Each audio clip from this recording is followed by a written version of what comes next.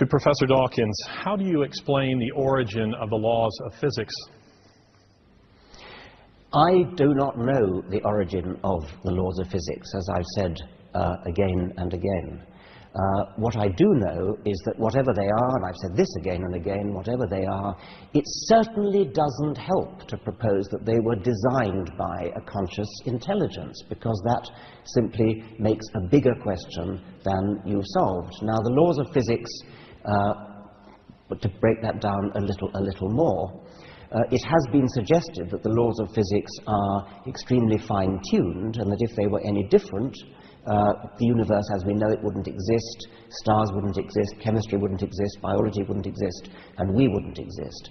And theists are tempted to say, therefore, the laws of physics must have been designed in such a way that they are exactly fine-tuned to bring us into existence. Once again, that is a non-explanation, because it leaves open the explanation for the designer.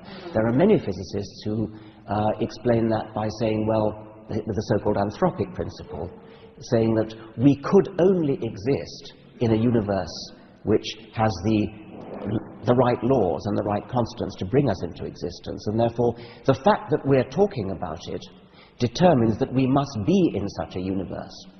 That's the anthropic principle. There are versions of it which make it a bit more plausible.